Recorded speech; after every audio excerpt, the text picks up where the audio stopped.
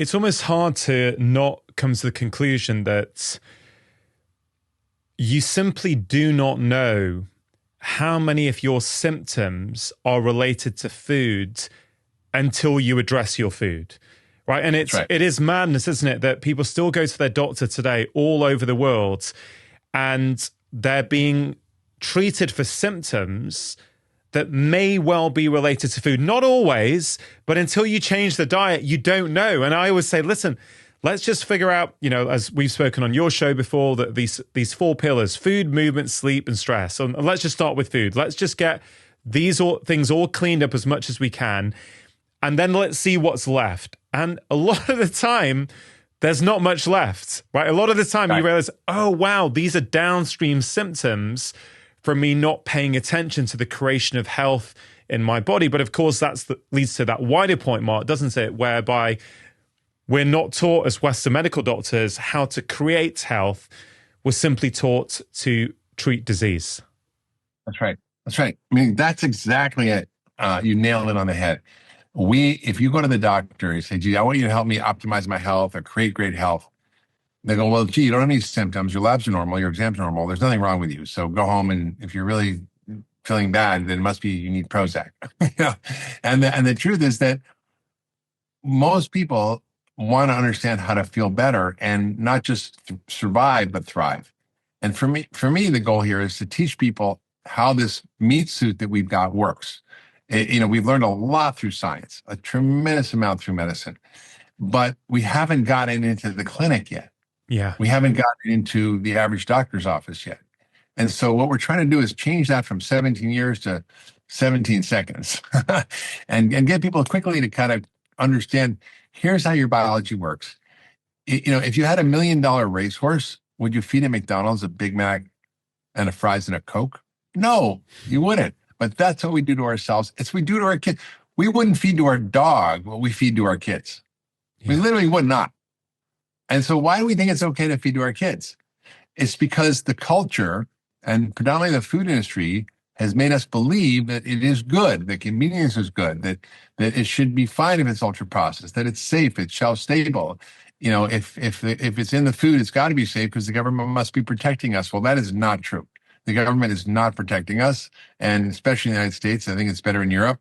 We're looking now at revising all of our standards for food safety and what should be in and out of the food. Yeah. The problem is, Mark, though, and you're really speaking to this, and I know we've spoken about this before, but the culture around us, the food environment around us is so toxic that when you try and eat in a way that's appropriate with our evolution, right, in a way that our body is expecting to receive things, you almost come across like a health nut these days, right? Because the norm is so unhealthy that when you start to really try and eat well and, what oil did you cook that in? What you come across as actually someone who's obsessed. But I don't think it is that you're obsessed. 93% of Americans are metabolically unhealthy. We're not that far behind in the UK. Normal is not what you want to be in 2025, is it? No. And normal, just so people understand, is basically a statistical number. And it has to do with the averages in a population. So if you're a Martian landing in America today, and you look at what is the normal weight of an American, it's overweight, because 75% of us are overweight. So you and I would be anomalies. We'd be abnormal, because we're probably at the 2 standard deviations below the mean in terms of weight. Yeah. Because the whole curve of normal has shifted over to the right, which means in English that we basically have normalized the bad thing, which is being overweight. And we think that it's okay. Yeah. But it's really not. And the foods we're eating, if our great grandmothers had to look at them, they wouldn't even recognize them as food, right? They wouldn't know what a Lunchable was, or a Go-Gurt was, or a Pop-Tart, or Twinkie. I mean, they were like, what is this thing? I don't understand. Why in your 10-day detox do you recommend that people cut out gluten and dairy? Because these are two things that seem to be quite controversial with doctors as to whether they should be cut out or not. But I'd love to hear from your perspective why those two are in there. Well, it's not arbitrary. It's not because I just have some kind of vendetta against gluten or dairy. I think they're both delicious. I think the reality is that the wheat we eat and the dairy we eat is not the wheat we ate or the dairy we ate. And so our biology is really affected by the new versions of these that are now in our food supply that are creating havoc. We've seen a 500% or 400% to 500% increase in true celiac disease in the last 50 years. Now, this is a very serious disease. It's not just some little gluten sensitive. It's true damage to your gut, and you get very sick when you have this condition. And it creates a whole host of other autoimmune diseases. So why would that happen? Well, these two foods have been so modified by breeding, not, I wouldn't say by GMO, but just by breeding, and because of the way they're grown, that they have adverse effects on us. For example, wheat is mostly dwarf wheat, and this dwarf wheat is an incredible advance in agriculture, which won the Nobel Prize because it created a very sturdy, short wheat stalk with very dense, starchy grains. But the side effect of that was that it also has way more gluten proteins. Because when you breed plants, it's not like breeding humans. You get 23 chromosomes from your mom, 23 from your dad. You get, 23 pairs of 46 chromosomes. It's like 46 with 46, so it's like 92 if you're a plant. And so those genes make proteins, and they make more gluten proteins, and those gluten proteins turn out to be more inflammatory, and they cause leaky gut, they cause inflammation in the body, and they are linked to all sorts of issues that we have, dozens and dozens of different diseases. Same thing with dairy. We hybridize the cows, so the modern cows have a different composition of the protein in there called A2 casein versus A1 casein. So modern cows have A1 casein, whereas heirloom cows and goat and sheep have A2 casein, which again is a lot less inflammatory. And when you look at the science around dairy, Dr. Ludwig and Willett from Harvard, two of the top nutrition scientists in the world, among the most cited ever, they both wrote an article together in New England Journal of Medicine, which is not like some third-rate hippie journal, but basically one of the most prestigious journals other than Lancet in the world. And it documented the science or the lack of science showing the benefit of milk and health. In fact, there was an adverse outcome for the most part. Milk didn't create strong bones, it weakened bones. It didn't make, if you drank skim milk, skinny kids. It made fat kids because they ate more because there was no fat. It's linked to autoimmune diseases, to type 1 diabetes, to cancer. So I think it's a very inflammatory food. And the way we raise these cows is often in feedlots with hormones. We milk them while they're pregnant, and they become very inflammatory. So a lot of times when people have congestions, allergies, digestive issues, eczema, skin issues, rashes, dairy, acne, these are often dairy issues. So I find it very easy if you just take out the two biggest culprits, even if you just did those two, that would be amazing. But you're right. If you just do one, let's say you're allergic to gluten and dairy, you just take out dairy or you take out gluten, you're not going to know which it was because you're still going to feel bad until you take it all out. And that's why I like 10 days, because it's like resetting the clock, and it doesn't take that long. And then you can decide what you want to do. Yeah. Mark, we're on gluten for just a moment. So you're saying that the concentration now of gluten in, let's say, bread is very different to how it was several decades ago. Okay. Yeah. You're saying that celiac disease is on the rise, but we also know that many people are self-reporting that they feel better when they go off gluten. Now, what's really interesting, we have seen a ton of people get better when you put them on elimination diets, right? But within the medical profession, there's still a view that if you do not have celiac disease, you should absolutely not be cutting out gluten from your diet, which I've always found a little bit odd and quite remarkable. It's not as if gluten per se has any health benefits. Like, give me more gluten to help me with my well-being. I understand that there are some gluten-containing foods which have got fiber, so I think some dietitians get concerned that if people are cutting gluten out, are they getting enough fiber? I know that's one of the concerns that's often raised, but what's your take on that? Why do you think there's a case for some people who do not have celiac disease to not eat gluten? Well, celiac disease is defined as a biopsy-proven atrophy of your small bowel. So when you take a scope, you put it down your throat, you take a biopsy of your small intestine, and it looks flattened, that's celiac disease, okay? But there's a spectrum of disease, and this is where medicine just gets it 100% wrong. Yeah. You have the disease or you don't. You have diabetes or you don't. Now they have pre-diabetes. Oh, Okay, because we're recognizing that's consequential in and of itself. It doesn't mean that you just might be at risk for diabetes. It means even though you have a blood sugar that's within the quote normal range, it's a little higher than normal. That still puts you at risk for heart attack, strokes, cancer, dementia, and everything else. There's now pre-hypertension, pre-autoimmune disease. And the phenomena is that gluten, like any other thing that can be a trigger for illness, the dose affects people, and different people are sensitive at different doses. And also people have sensitivities, even though they might not fully be celiac. Now, when you look at the literature, about 35% of the population has the gene for celiac, but it's not expressed fully unless it's about 1% of the population. But about 20%, I would say, this is just ballparking it, have some level of gluten sensitivity that they might not be aware of. So the idea is here that we should be paying attention to, one, how we feel, and that's the best barometer. Stop it for 3 weeks, start it again, and listen to your body. Like, don't let a doctor tell you what's right or wrong. Listen to how you feel. How's your stomach? How's your energy? How's your skin? How's your brain function? How's your sleep? How's everything else that matters to you? And if you also, look at antibodies, you can see there's a spectrum of antibodies. Like if you're diagnosed with celiac disease, you can be diagnosed by blood work. Let's say your gluten antibodies are 20 or more. That's considered celiac. But what if it's 19? What if it's 18? What if it's 17? Does that mean you're fine? No, not necessarily.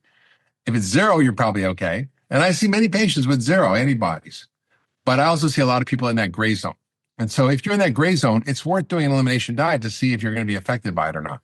Yeah. And then, this is so important. And the reason I'm bringing this up is because a lot of people, I know people who feel better off gluten-containing foods, but they're made to feel bad by the world around them. A lot of the time people are saying, oh, you don't have to see that. What the hell are you doing this? And it's this real misunderstanding that some people are a little bit sensitive. What you said there about how many people have the genetic predisposition for celiac but don't actually have the disease is really interesting. This idea that, genes load the gun, environment pulls the trigger, right?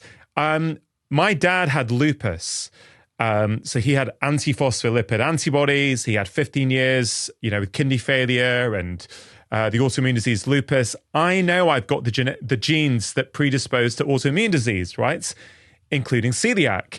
So for me, it's an interesting conundrum, Mark, to think about this idea that if you know you have the genetics that are necessary for you to get celiac disease, if you never ever consumed gluten, would you even get it in the first place?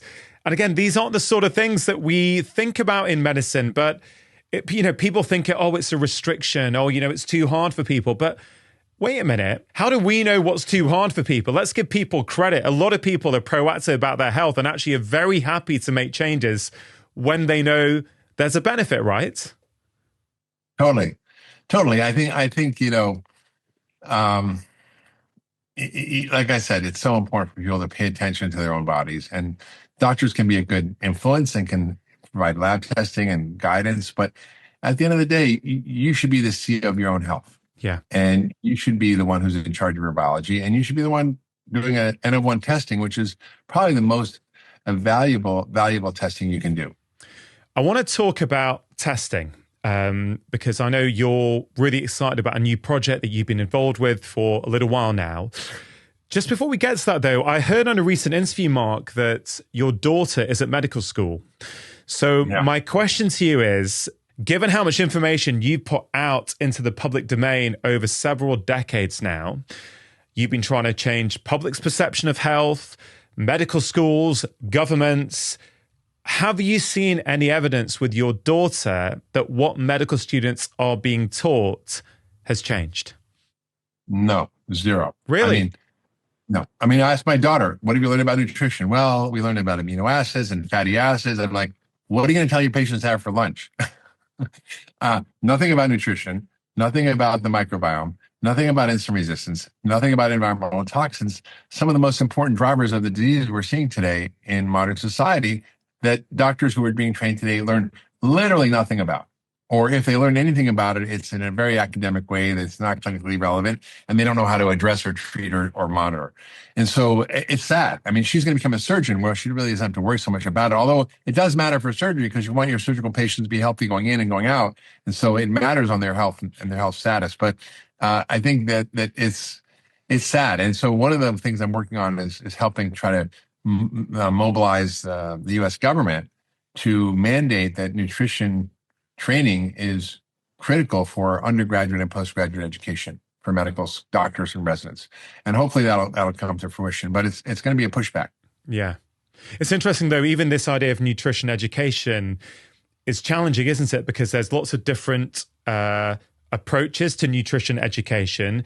And then there's also, you can learn the theory of nutrition as a medical student, but that is also often very different from the actual practice of how you would do that with a patient, right? So it's challenging on multiple levels. Yeah, I know. I mean, food is the biggest cause of disease we're seeing in today's modern society.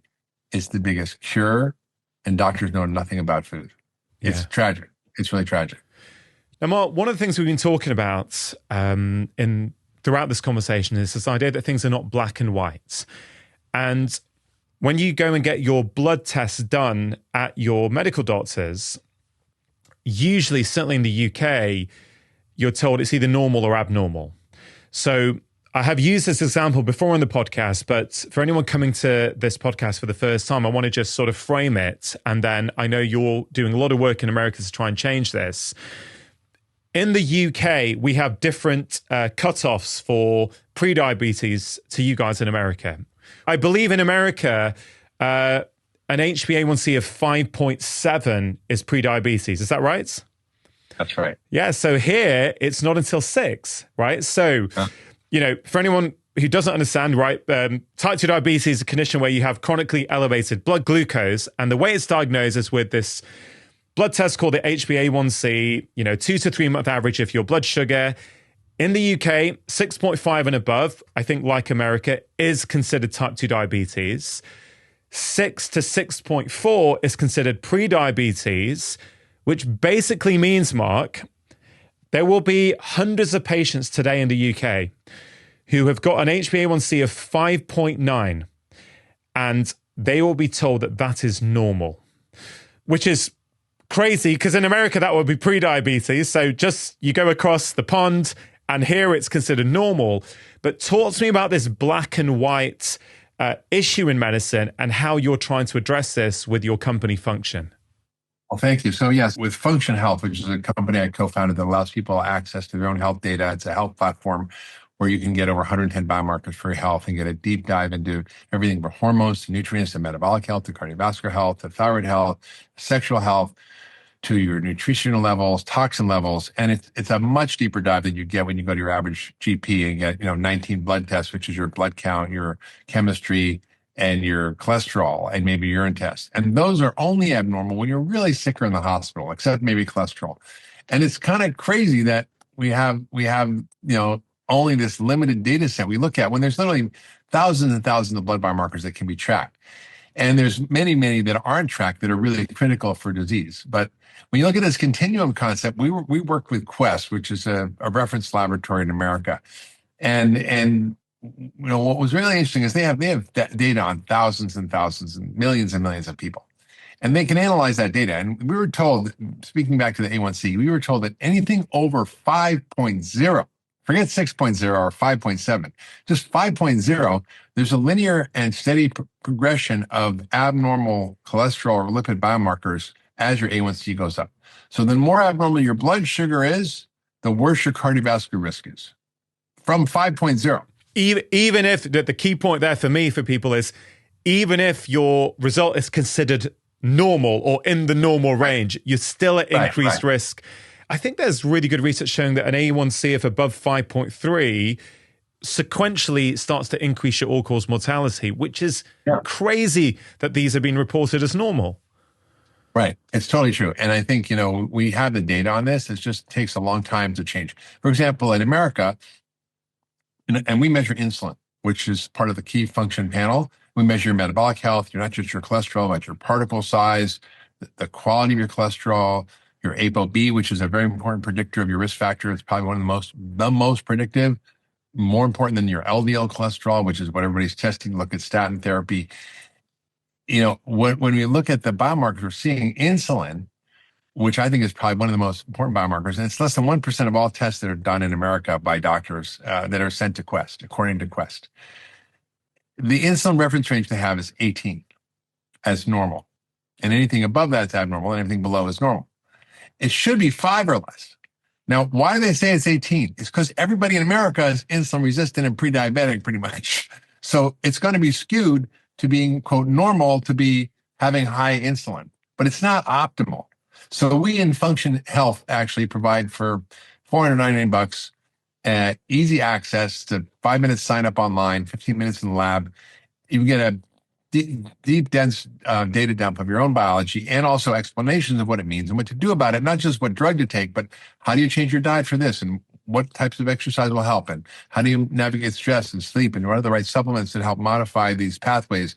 And so we get a very nuanced view of what's going on with your own biology that's personalized and that you own and that you can track over time and that people then can interact with and actually see the results change. And we've seen that over 2 years. We've just launched 2 years ago. We're one of the fastest growing companies in healthcare in the world. And we've seen just in the last couple of years how people just doing the program and learning about their data makes them change their behavior such that their biomarkers get better at the end of the 2 years or whenever they repeat their tests. So they get it tested twice a year, but we're tracking it over a couple of years now. And we see it's really quite remarkable. So for me, it's all about personalization. It's about owning your data. It's about being the CEO of your own health. It's about having access to information that you're not getting from your regular doctor. They're not checking your insulin. They're not checking your lipid particle size. They're not checking your ApoB, which is the most important cardiovascular risk predictor we have now.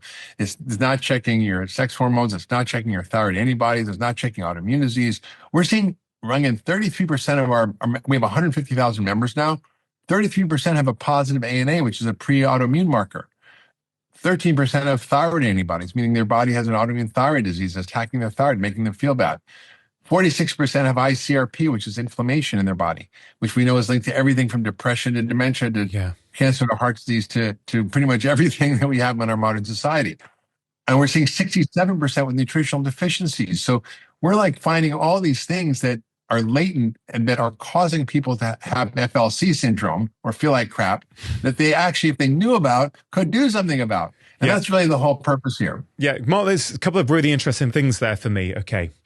First of all, when you were talking about breakfast or your 10-day detox diet, one of the things you said was that there's nothing better than doing this for yourself and paying attention to how you feel.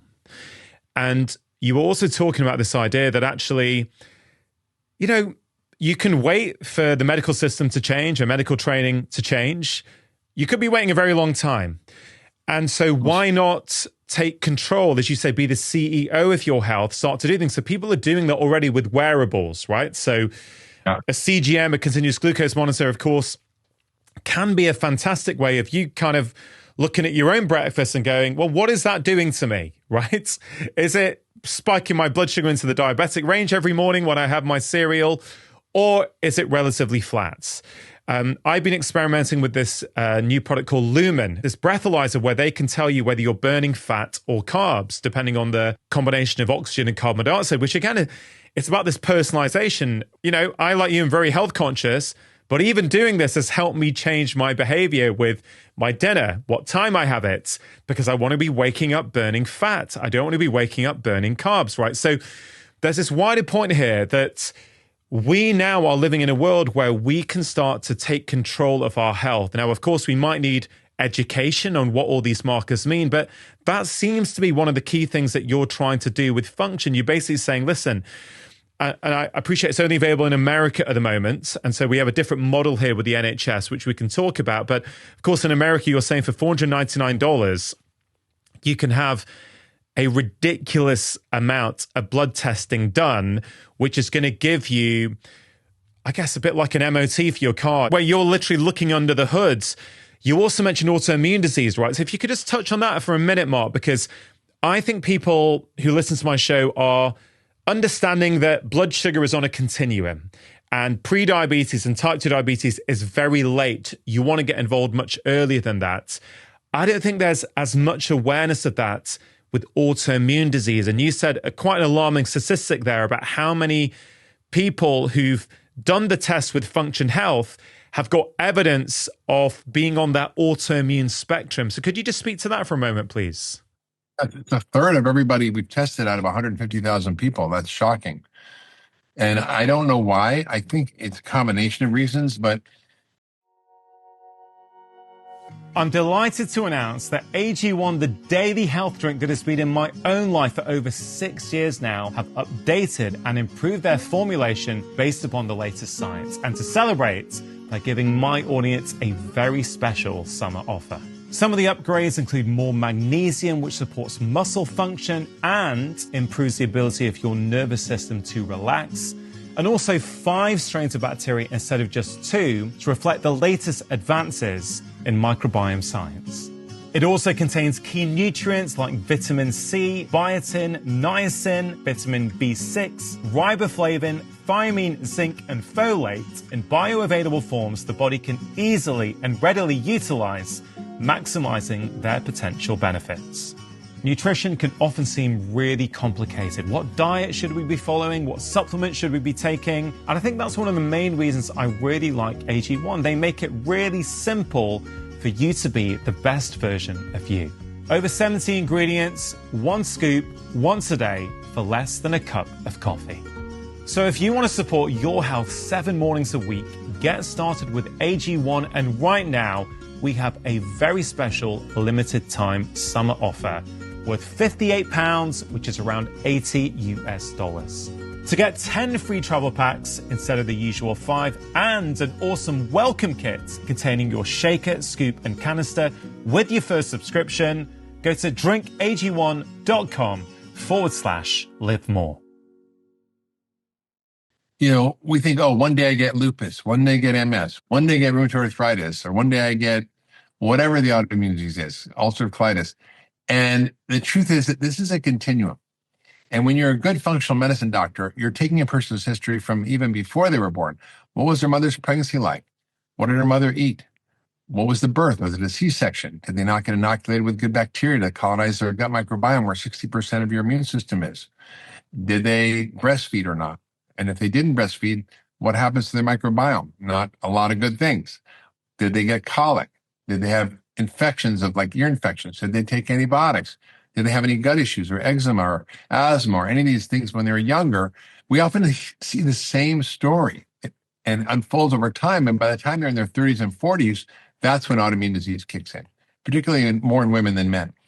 And so what we're seeing is this latent autoimmunity, this lowest pre-autoimmunity in this population, because we've destroyed our microbiome, because we're exposed to environmental toxins, because we've taken loads of antibiotics, because we have lots of stress, because we have things like gluten, which has way more gliadin proteins than the ancient wheat. Where I did research for my book, Young Forever, I was eating Zea wheat, which was fueled Alexander the Great's, charge across the continent to take over the world. And it was a very nutrient-dense, high-protein wheat with very low gluten content and very different forms of gluten. And also the way they processed it was different. The way they leavened it was different. It wasn't this super leavening stuff. So we see. Did you feel a difference, Mark? Because are you sensitive to gluten in the US and you were not there? Or just help us understand that. Yeah, well, we hear this story all the time, by the way. If you're American, you can be sensitive. You go to Europe, you can eat pasta in Italy, and you're fine. Why is that? One, because the Europeans don't usually have dwarf wheat. 2, they don't spray with glyphosate, which is a microbiome toxin. And so they're not exposed. And 3, the way they leaven the wheat is much longer. And they'll often use sourdough or other things. So I was in Sardinia, and they had sourdough bread. They gave me a 150-year-old sourdough starter.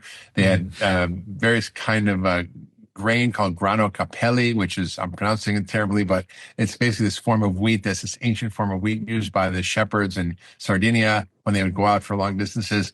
So they were eating heirloom varieties that had very different properties and very different kinds of effects on the body. So yeah, when I go to Europe, I can eat more of that stuff. I don't eat it much in America because it's full of crap. And I think gluten is one of the big triggers for autoimmune disease. It's one of the big drivers. It's leaky gut, it's inflammation, it's environmental toxins. And so we've done all these things that cause our gut to be damaged and our microbiome to be damaged. Even though ultra processed food. I mean, Chris Van Tilken is in the UK. You probably know him. I do, yeah. And he wrote a book called Ultra Processed People, and he talks about the harms of ultra processed food, which I think are primarily due to the starch and sugar content and some of the additives, and particularly emulsifiers. Emulsifiers make things smooth and create texture and so forth. And they're putting everything from plant-based milks like almond milk to breads and all kinds of stuff.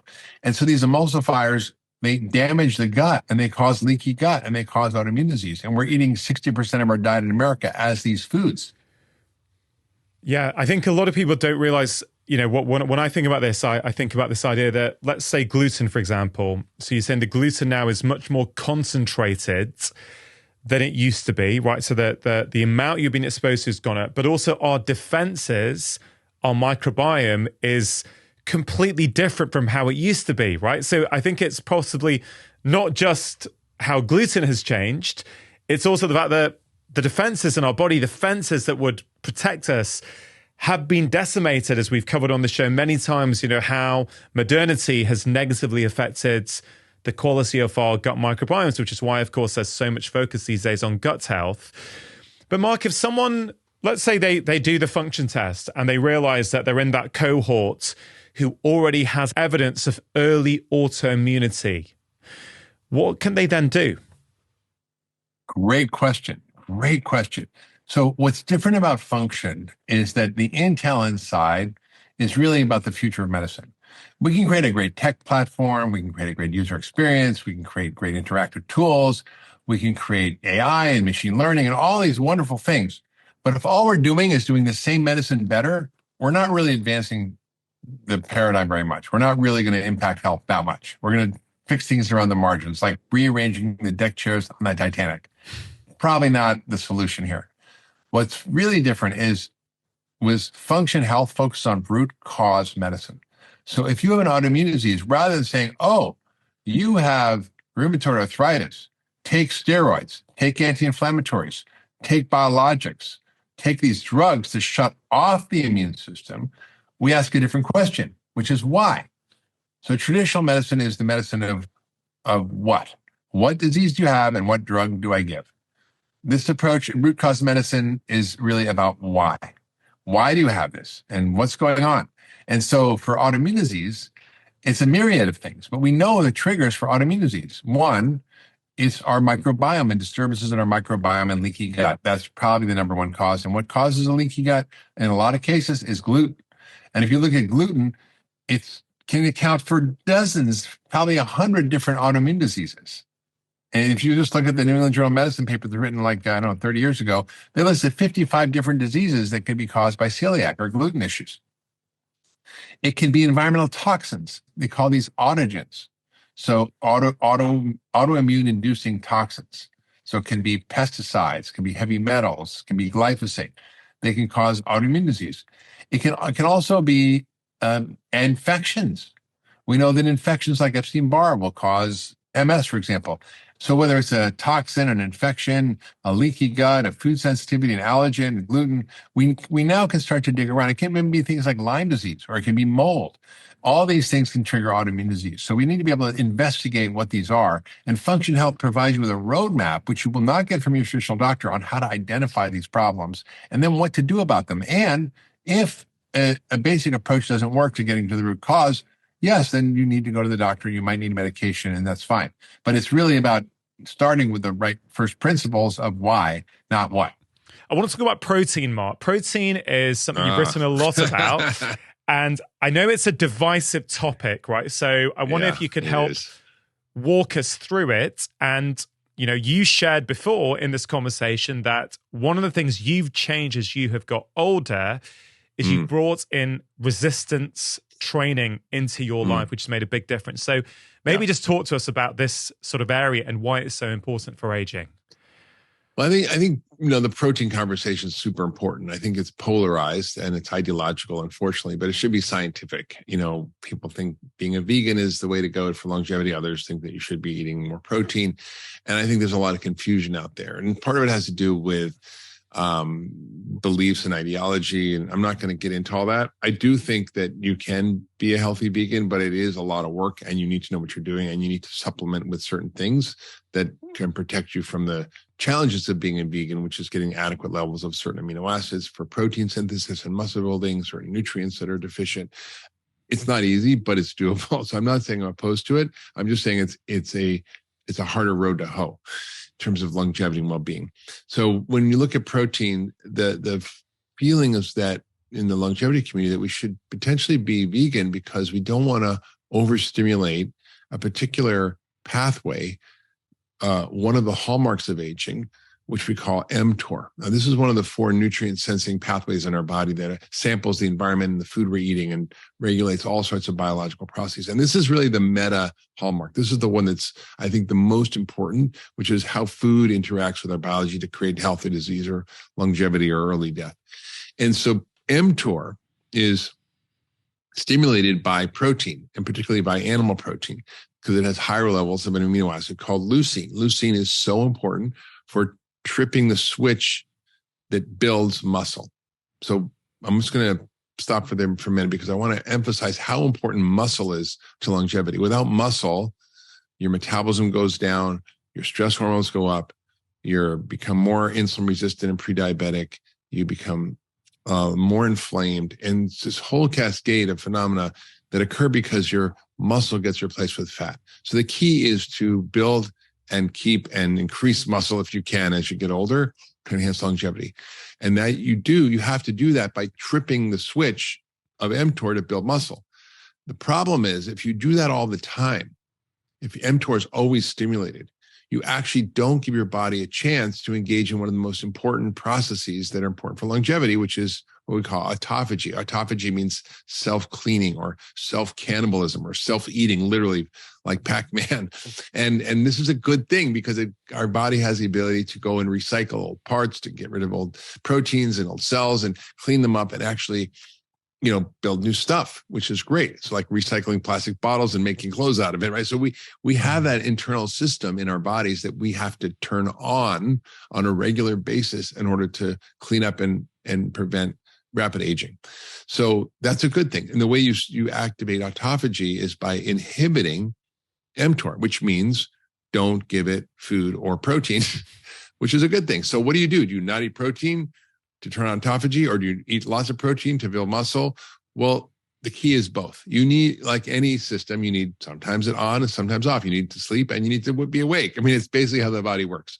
So we need overnight to stimulate autophagy by giving ourselves a break from eating, meaning getting no food from dinner until breakfast. So no late night snacking. And you should give at least 12 hours. So if you eat dinner at 6, you can eat 6 in the morning. If you want to extend to 14, that's eating at 8 in the morning. That's doable for most people. 16 hours is a little bit longer. That can also have benefits. And that gives your body a chance to sort of pretend that it's starving, because you're not really starving, but your body thinks it's kind of maybe starving. So it starts to turn all these protective mechanisms that is related to the stress of not eating, called hormesis. And so basically, we can talk about that more, but basically the idea is when you activate autophagy at night, it's a good thing and it's against life. However, you need to give a good protein load in the morning on a fasted state, probably 30 or 40 grams of high quality protein. When I say high quality, I mean it has to have at least 2.5 grams of leucine, which is almost impossible to get from plant protein unless you eat a huge amount, or, which people can't do, like having 6 cups of brown rice or 2 or 3 cups of beans. It's hard for people to eat that much of that stuff.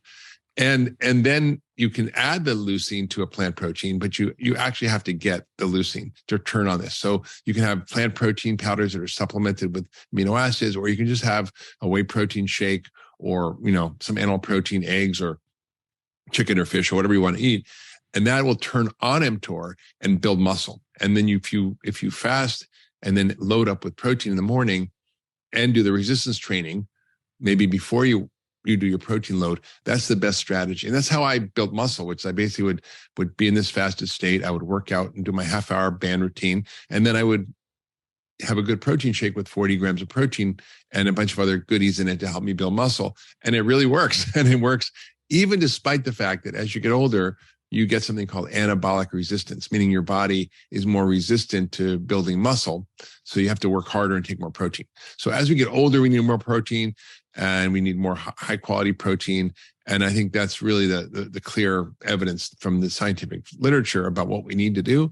But people get into ideological battles about, whether you should or shouldn't eat meat. I think it's really beside the point. The point is, how does our biology work? How do we work with it? How do we activate these pathways in the right way? And how do we give them a rest when we need to give them a rest? Yeah, really, really useful. I think one of the key things that I've learned over the past few years is regarding the science on leucine, right? That's probably something I didn't know 5-10 years ago, how important getting that minimum threshold of leucine is. And you've written about that in the book. You've detailed it really nicely.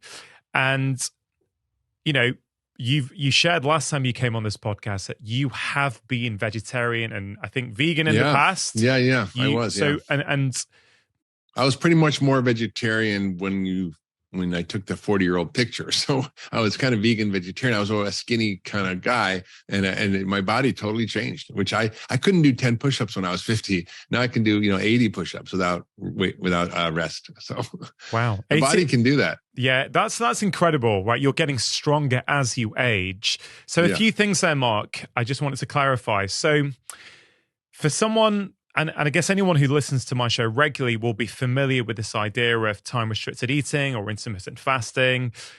In your experience, right, is the minimum we should be all aiming for 12 hours in every 24-hour period where we are not eating? Is that what you say? Minimum. Well, that's what's called breakfast.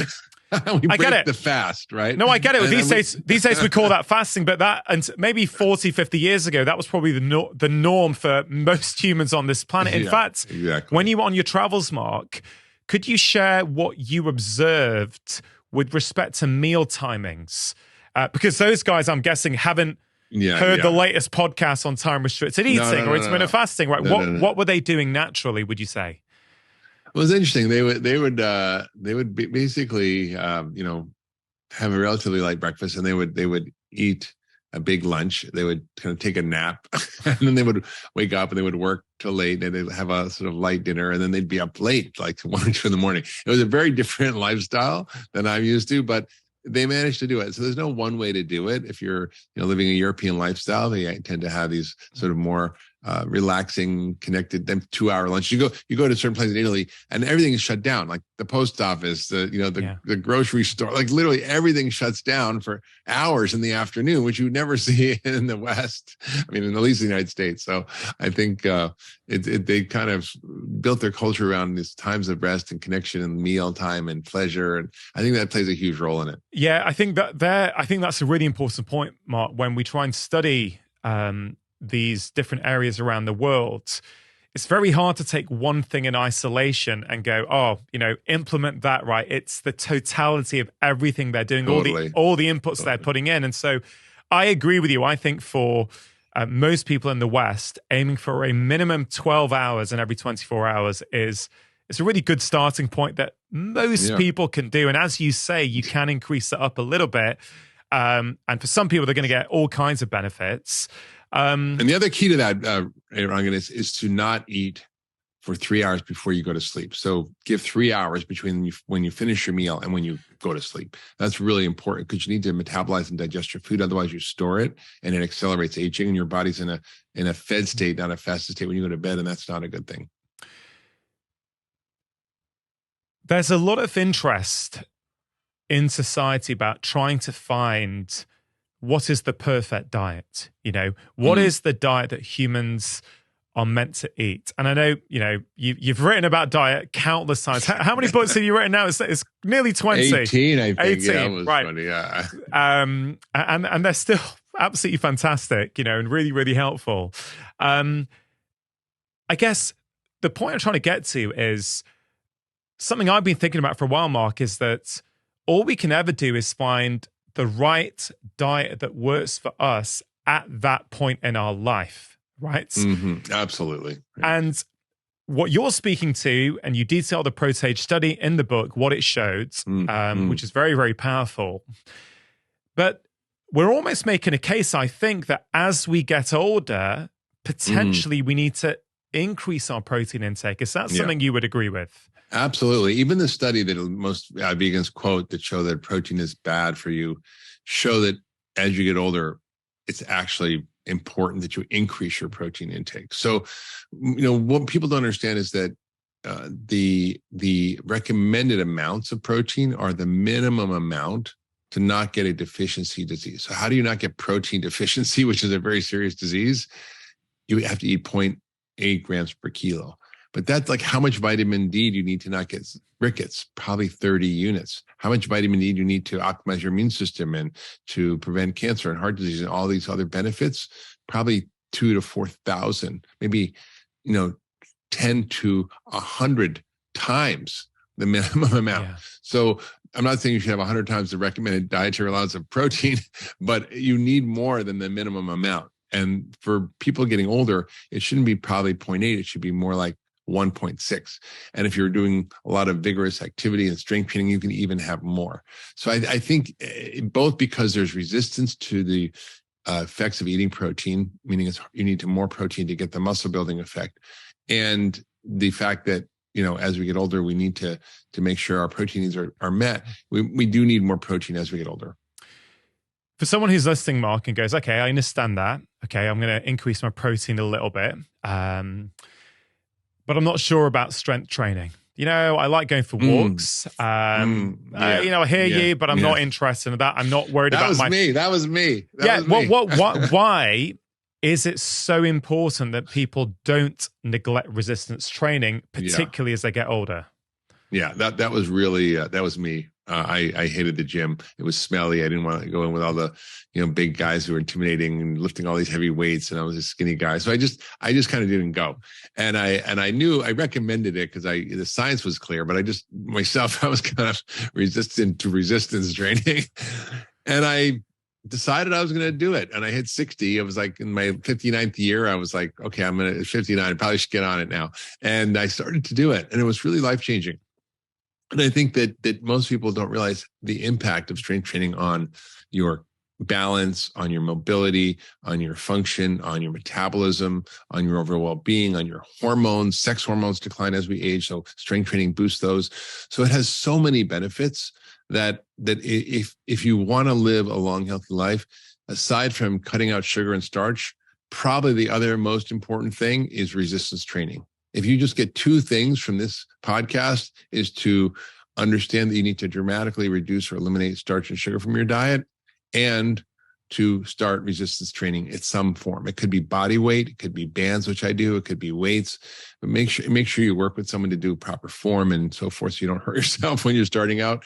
But it's so important to do. And there's all these apps, there's YouTube videos, there's no lack of instruction out there, but it is something you should consider essential part of health as you get older. And it doesn't have to be a lot. It can be 30 minutes, 3 times a week. I like to do more, but the reality is I probably only do 3 or 4 times a week because I just don't have the time at this moment. But when I do, I try to do it more and more often. Yeah. But I think the minimum is very adequate. An hour and a half a week. If you don't have an hour and a half a week to invest in your health and what's going on with your life. In fact, I often use this cartoon in my talks where it shows a doctor telling his patient, do you have time to exercise an hour a day or be dead 24 hours a day? So I think that's a funny cartoon. Yeah. Thank you for the clarity there. I mean, a couple of things there. On Saturday, I tend to go to my local park run, sometimes with my son, sometimes with my family. And at the end of park run this Saturday, I bumped into a friend of mine who said, actually, Ron, I heard your conversation with Gabrielle Lyon. I know Gabrielle's been on your podcast, and she said, I heard it. Yeah. And for the first time in my life, I've actually went and started strength training. She's been doing that for about 2 months. And she said, she's in her mid-40s, right? Yeah. And she says she feels absolutely fantastic. She was already really active. She would run, right? She would. So that's in her 40s. But a wider point here, Mark, is, and why I've been thinking a lot about strength over the past 2 or 3 months. And again, we can know the science, we can write about it, we can try and practice things, but then sometimes things happen in our lives where the same information lands in a slightly different way. I've had some real challenges in my personal life over the past 2 or 3 months to do with the health of my mother. And mum is now, I think, sort of 82, 83. And she's been mega unwell since Christmas. She was admitted to hospital. She's come out. She's definitely not the same as she was now. And what's really striking is that, you know, my brother and I try our best to look after her and care for her. But because of her muscle strength, or I should say her lack of muscle strength, basic things now like, you know, getting out of a chair, being able to get out of bed yourself, when you can't do them, the quality of your life can rapidly decline. And I know this, I've seen it with patients before, but when I'm now witnessing it on a daily basis with my own mother. Now, I'm a huge fan of Vivo barefoot shoes. I've been wearing them for about 12 years now. And one of the main reasons I love them is because when I'm wearing Vivos, I feel fully connected to the ground beneath my feet. What do we want? We want feet that move naturally. And because Vivos are wide, thin, and flexible, your foot can move in the way that it's meant to. A lot of modern shoes are stiff, they're narrow. They start to manipulate the way your foot functions. Whereas in Vivos, your feet could do what they're meant to do. And that means they help your feet become stronger. There was this trial that showed within 4 months of wearing Vivos, your feet are around 60% stronger. Your feet are your foundation, and when you've got problems in your feet, it goes all the way up the chain. It can go to your ankle, to your knee, to your hip, to your back, and even to your shoulder and neck. And as a doctor, I have seen back pain, hip pain, and knee pain actually start to get better when people start to wear barefoot shoes. To get 20% off your first order, go to vivobarefoot.com/livemore. I might wrong, and you need to keep moving. You need to work on your muscle mass. And I think there's a wider point, Mark, which I hope you can speak to, which is this idea that as we get older, our muscle mass is declining, right? So if we don't do anything about it, we're on that road to what I just described. So could you maybe sort of speak to that, inspire people about why they need to get going with this? Totally. I mean, it starts, you know, when you're younger, you can kind of manage, but when you get into your 30s, 40s, we're not talking 60s, 70s here, we're talking 30s, 40s, you start to decline muscle mass. And unless you are fighting that entropy, by the time you're 60 or 70, you're going to be twice as fat as you were, even though you're the same weight. You will become what we call skinny fat, and your muscle will be replaced by fat. So think of a Wagyu ribeye versus a filet mignon. You want the filet mignon because it's much more functional muscle. And what happens is we lose that muscle and we get a disease called sarcopenia, which is something most doctors don't know how to diagnose, don't test for, and don't treat. But it is among the most important and most deadly things that happen to us as we age. What is a big cause of death in the elderly? Falling, and then breaking your hip. And if you break your hip, it's worse than getting a diagnosis of terminal cancer in terms of your mortality rate. So it's a really big deal. And I think that can be almost entirely prevented by resistance training and giving people the strength to be able to hold themselves up, to fall properly if they end up falling, to have stronger bone density, and all the things we need to do as we get older. So the reason people end up in nursing homes and long-term care facilities is not because they're sick with a chronic disease. It's because they can't get out of bed or get out of a chair or tie their shoes or cut their toenails. And so that's the reason. And that is totally fixable by building muscle as we age and staying strong and fit. I mean, I see, 100-year-old guys riding horses in these blue zones. It's really impressive.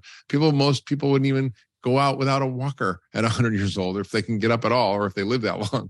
So we're seeing, the ability to do functional things as the most important thing. Peter Attia is a friend. He talks about the centenarian decathlon. What are the 10 things you have to do? Like get up off the floor. I mean, I went skiing with my dad when he was in his 70s, and he fell on the ski slope. He couldn't get up. He just could not get his body off the ground. And then I helped him by getting him strength training, and I paid for a trainer for him, and he was able to actually start to regain strength even in his 80s, and even up to almost 90 years old. It was very impressive to see. Yeah, a couple of key messages there. Let's not wait until we're in our 70s and 80s to face those difficulties. Right, the decline is starting already for many of us, so let's do something about it. That was one key message there. The other one was what you said about your father, that even in your 80s, it's not too late. You can make a difference, right? And so I think those are really key points, which again, you make very clear in the book. Mark, talk to me about hormesis. There's a chapter on hormesis in the book. Yeah. What is it, and how can we utilize it, I guess, to help us age better? Well, I mean, we all evolved in a much more stressful environment. We didn't have perfectly controlled temperatures and humidity and air conditioning and heating, and we just sort of lived out there in nature. And we had periods where we had access to food. We didn't have grocery stores, or periods where we didn't have access to food. And we had to move our bodies a lot just to function. And all these are stresses. So hormesis is essentially a stress that doesn't kill you. And it activates these ancient healing pathways, these ancient longevity switches in your body in ways that we now are fully understanding. And I'll just go through some of them. What's a stress? Well, not eating is a stress. So starvation would be considered a stress. So not eating from 6 o'clock at night to 8 in the morning, your body's like, oh, I'm a little short on food here. That's a stress. Let me kick into gear all these healing systems like autophagy, which we mentioned before. Exercise is another kind of stress. When you lift weights, you're tearing your muscles. When you sprint, you're stressing your mitochondria, and that causes them to rebound and become stronger. Those are two examples of hormesis, but there's a lot of other cool ones that are now being used. Hot and cold therapy. Saunas, for example, show a reduction in death by like 40-something% in Finland in these large studies, and does so by, for example, activating your immune system, by fixing your proteins that are damaged as we age with these products that they're produced in a sauna called heat shock proteins. Or cold therapy, cold plunges. It doesn't even have to be a sauna. It can be a hot bath. It can be a cold shower. Most people have a bath and a shower, so I take a cold shower in the morning for 2 minutes. It's a really inexpensive way to activate hormesis. If you want a cold plunge and splurge on that, great.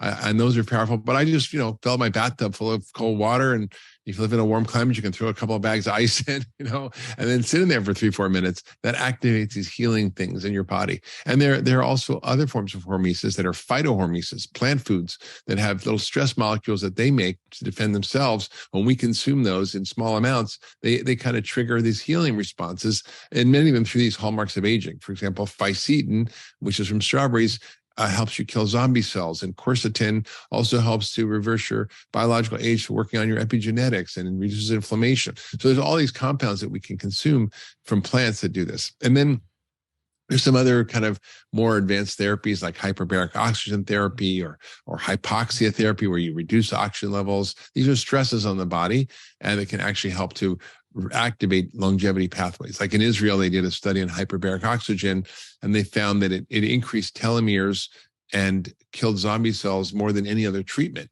And these are things that we see as two of the hallmarks of aging that get worse, and it made them better simply by lying in 100% oxygen at a higher pressure than atmospheric pressure for 60 minutes for 60 sessions over a period of time. So we have real insights into how these stresses can activate these ancient longevity pathways. Well, you mentioned a couple of terms there that some people may not recognize: zombie cells and telomeres, right? So you mentioned that some of these therapies can help with those two things, two hallmarks of aging, but perhaps you could just expand a little bit on what telomeres are and what zombie cells are. Yeah. So we mentioned these 10 hallmarks of aging, and then these things that kind of happen as we get older. One of them is, we replicate our DNA, some quadrillion times in our lifetime. And so our DNA has to kind of open up, it has to be read, and then has to close back up. And that's regulated by these things at the end of your chromosomes called telomeres.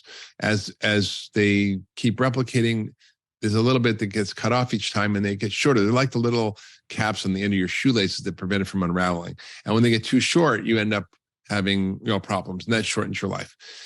So telomeres are an important metric to look at as about how we're doing with longevity. The other is zombie cells. Zombie cells are also known as senescent cells.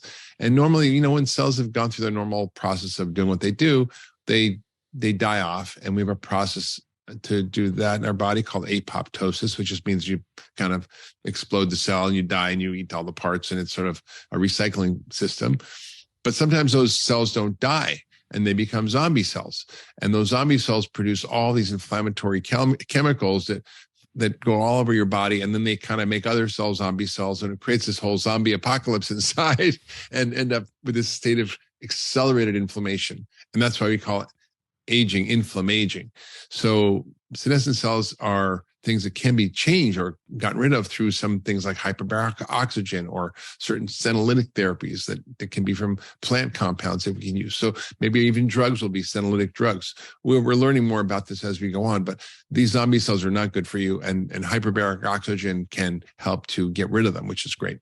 Yeah. You also, as you just explained, and I really did enjoy reading this section where all these kind of plant compounds can also help us get rid of zombie cells, and you mentioned a few of them there.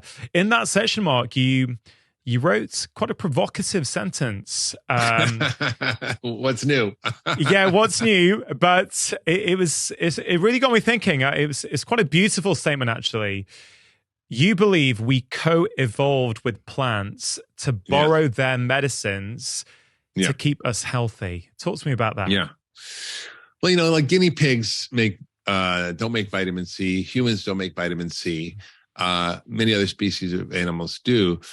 We don't make it because we're lazy. Our biology, we don't want to do anything that we don't have to do with our biology to conserve energy. So we co-evolved with plants to use their compounds as medicines to help regulate our biology. And animals do this. If you see a wild animal or a cow that's pasture raised, they will graze on a few major food crops, but then they'll sample maybe 100 other crops, plants, to actually activate medicinal properties in those plants for themselves. They don't know that, but they kind of intuitively figure this out and keep themselves healthy, which is quite interesting. And so the same thing with humans. We've co-evolved with these plants, and over 800 species of plants as hunter-gatherers that contain these rich phytochemical compounds that we now are understanding that maybe we thought there were 25,000. There may be 1 million of these things in plants.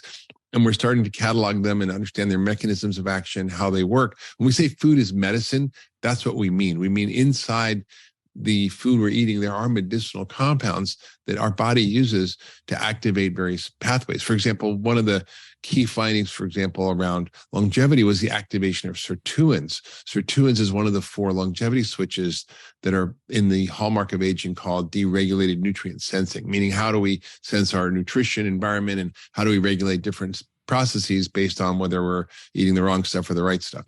And so resveratrol, which comes from grapes, actually works on sirtuins to activate sirtuins, which kicks in this whole system of DNA repair and improving insulin sensitivity and mitochondrial function and helping to reduce inflammation. And it's a really amazing thing that happens when you properly regulate sirtuins. Well, resveratrol is a plant compound that is acting on that pathway, for example. Doesn't mean you should be drinking red wine. I want to be careful with that because we now know that alcohol is actually, even in lower amounts than we thought, can be harmful and increase risk of cancer, and it's definitely not a health promoting activity. It's fine to do once in a while as a recreational fun thing to do, but it's not something you want to do every day. And I think but the compounds in the red grapes actually do act on this pathway. So that's one example. Yeah. But then also, I think we have to acknowledge that I'm guessing in these blue zones where you went to, that people are drinking as well, right? Yeah, they are. Yeah, they are. They're having a glass of wine here and there. But, we have to understand that there is a phenomena in science called the healthy user effect. And this means that we can get kind of confused in studies where we say, oh, it seems like people drinking alcohol live longer, or they do this or that. It may be the other things they're doing, right? If we're told that, having a glass of wine is good for you, then maybe the people who are drinking the wine are engaging in other healthy behaviors, right? They're exercising, they're eating more fruits and vegetables, they're not smoking. So we have to be careful of these biases that are inherent in studying people, where we thought, for example, that hormones were protective for women against heart disease and cancer and stroke and dementia because of a population study where they found, women who seemed to take hormones had less of these problems. Well, it was because these women were healthier as a group because they went to the doctor more, they paid more attention to their health, they exercised more, they didn't smoke, they ate more fruits and vegetables. That's why they had less heart disease, cancer, stroke, and dementia. And when they did a randomized controlled trial called the Women's Health Initiative, it was $1 billion study, 160,000 women. They literally had to stop the trial partway through because so many women were dying who were taking the hormones. It's because of the bias in the first study that was called the healthy user effect. And that's what's going on when you look at some of the data. Well, yes, the people in the blue zones drink a little wine, but what else did they do? They weren't exposed to environmental toxins. They had really no chronic stresses. They had deep sense of meaning, purpose, and community. They ate foods that were original, like almost heirloom foods, a lot of wild foods they eat in Icaria. They had animal foods, but they had animals that were eating all these wild plants that had phytochemicals in them. They had natural exercise that they did as part of their life. So what was it? Was it the alcohol, or was it all this other stuff? We live in a world where it's pretty normal to only consider things like cereal, muffins, and bagels as our traditional breakfast foods. That's right. How would you have us rethink about breakfast so that we can optimize our metabolic health, our gut health, and our longevity? Great question. Great question. I'm going to put intermittent fasting or time-restricted eating aside, because it doesn't really matter if you do a 12-hour fast, 14, 16-hour, whatever your first meal is matters. And you're 100% right. Essentially, the world is eating dessert for breakfast. Most cereals are 75% sugar. It shouldn't be called breakfast. It should be called dessert. And whether it's that, or it's a Frappuccino from Starbucks, or a bagel, or a muffin, or pancakes, or French toast, or waffles, or just, even worse, things like Pop-Tarts and things that kids eat for breakfast. I used to eat Pop-Tarts for breakfast when I was a kid. It's absolutely the worst thing we can do, because when you start your day with sugar for breakfast instead of protein and fat for breakfast, a whole cascade gets tipped off that is going to ultimately cause you to end up gaining weight, and feeling like crap, potentially lead to diabetes, and for sure probably prediabetes. And the reason is when our first meal is sugar, or something that turns into sugar, because anything that's flour is equivalent. Below the neck, your body can't tell the difference between a bowl of sugar and a bowl of cornflakes, or a bowl of sugar and a couple of pieces of toast. It's exactly the same when it hits your body. In fact, the bread is probably worse because it's got a higher glycemic index and it raises your insulin more. Although sugar is fructose and glucose, so it's a little bit of a different molecule, but it's still bad. So what happens is you kick into this cascade where you drive up insulin. That's the fat storage hormone. You store belly fat. You partition the fat, which means it gets locked in there like a one-way turnstile on the underground, where basically you can get in, but you can't get out.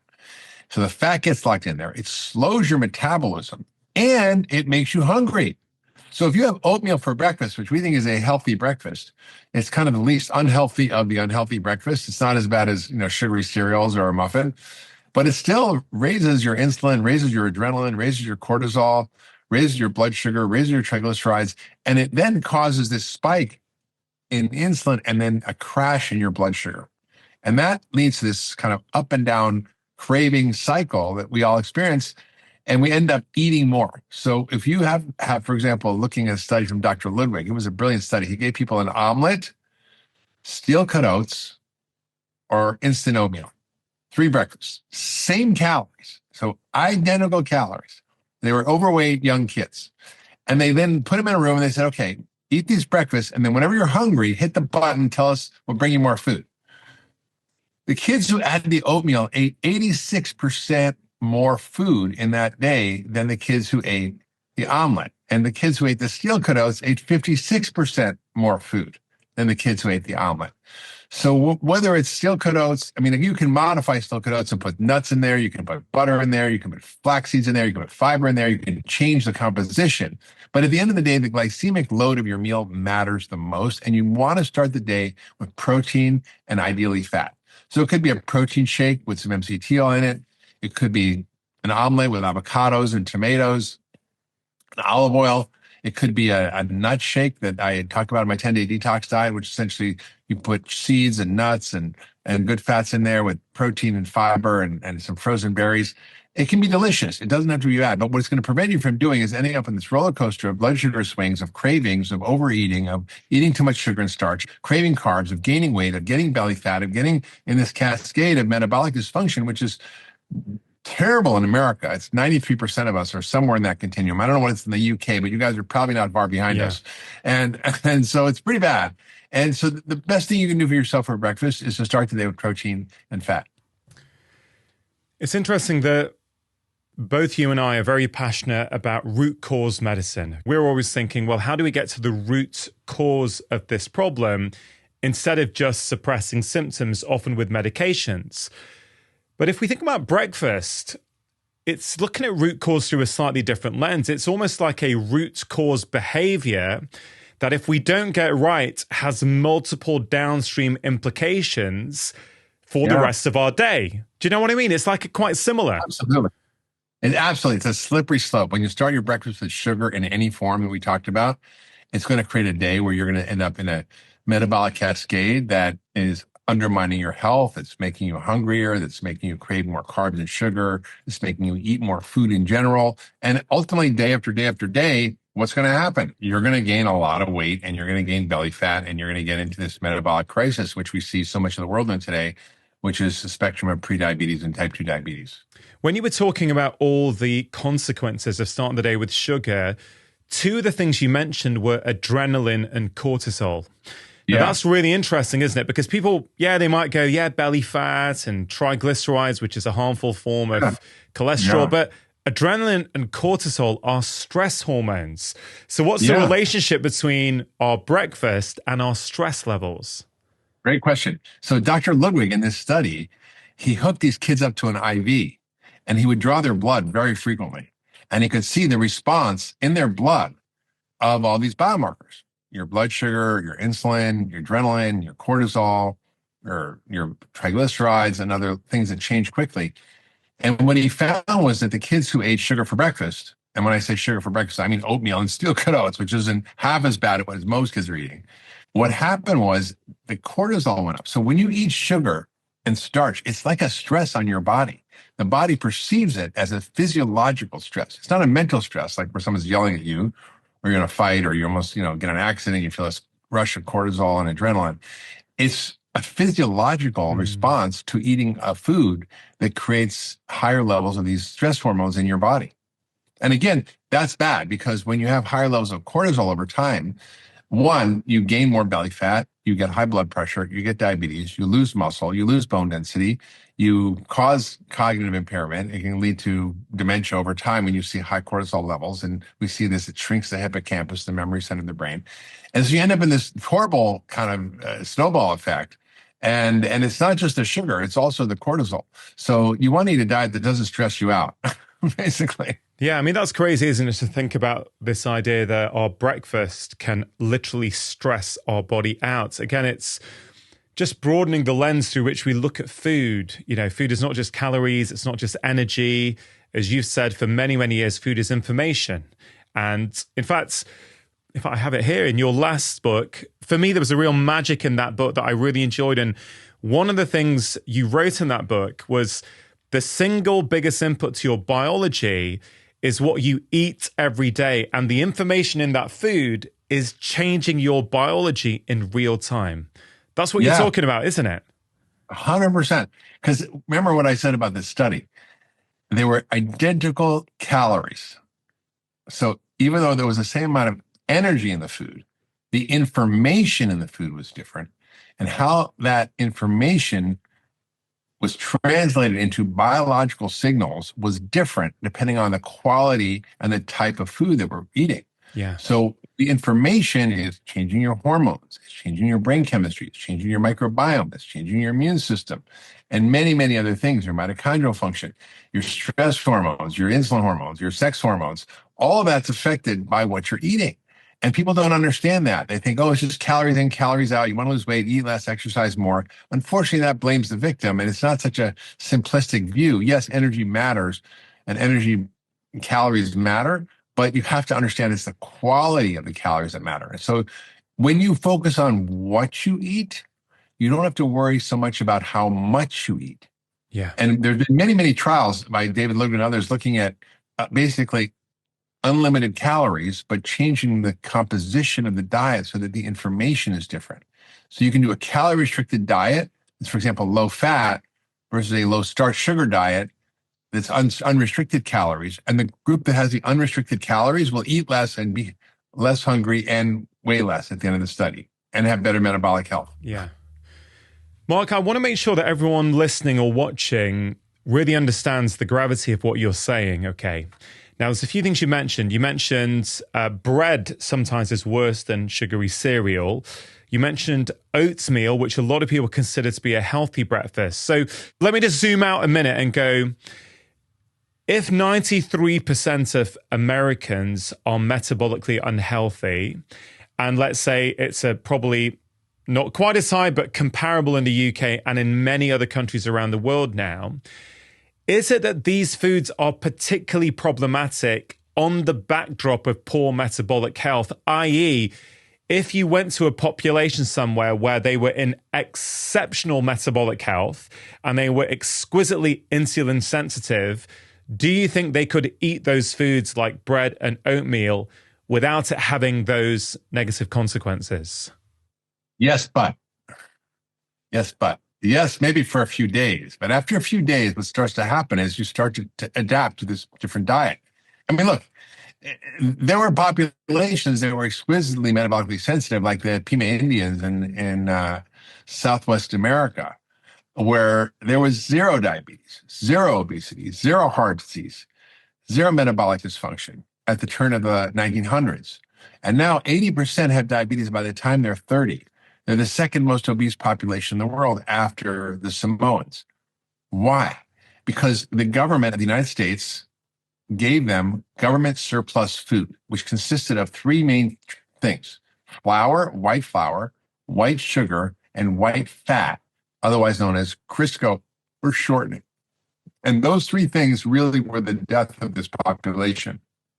So even though they were exquisitely insulin sensitive, over time, if you feed someone who's metabolically healthy, metabolically unhealthy food, they will become metabolically unhealthy.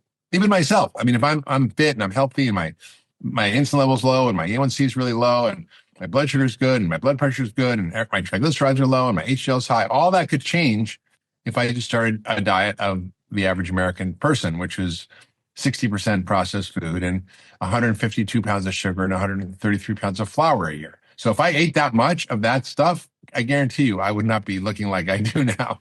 It's the key thing there, Mark, whether the food is highly processed or not. And the reason I say that is because there are some populations, aren't there, around the world who are having quite high carb diets, but the carbs are sweet potatoes. Yeah. They are, whole food carbohydrates, and they seem to still be in good health. So what I'm wondering is, in your view, do we have like the perfect storm at the moment where it's all of this ultra processed food and we've got a metabolically unhealthy population and we're not moving enough and we're overly stressed and we're underslept?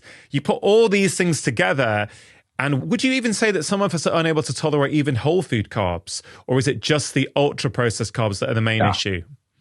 It depends how busted your metabolism is. Right? Yeah. So if you're a generally healthy person, you want to chew on sugar cane, great. You want to eat wheat berries, no problem.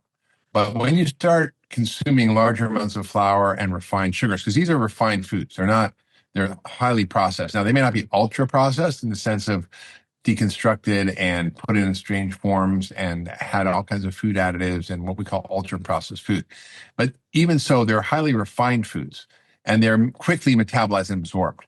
And we didn't even have refined flour until like the 120, 30, 40, 50 years ago when they invented the flour mill and the electric flour mill, and we got, the Industrial Revolution, because you had to grind stuff pretty hard. I remember living in China for a while, and I went to this remote village, and there were these two guys with these two giant stones with sticks in them that were grinding flour by walking around in circles like mules for like hours to grind their flour. And I guarantee you that's never going to get to be like what we see in America, where they completely remove the grain from the bran and the germ, which are the fiber and the nutrient-containing components. So I think if you're looking at populations, for example, like we were visiting the Hadza, they eat a lot of tubers and they eat starchy vegetables, but they eat also 150 grams of fiber. So if you took a Coca-Cola and you put in like 2 or 3 tablespoons of Metamucil, it's going to have a different impact on your biology because you're adding fiber to it. And I'm not suggesting you do that, but it's really about the composition of the whole diet, not just one food. And we call this dietary patterns, and we call this, particularly around sugar, the glycemic load of the meal. So how much is the total load? So if you have oatmeal by itself, that's a problem. But if you add fat and you add protein and you add more fiber, it's going to change the load of that meal so that it doesn't spike your blood sugar as much. So the key here is, what are the foods that are spiking blood sugar and insulin the most?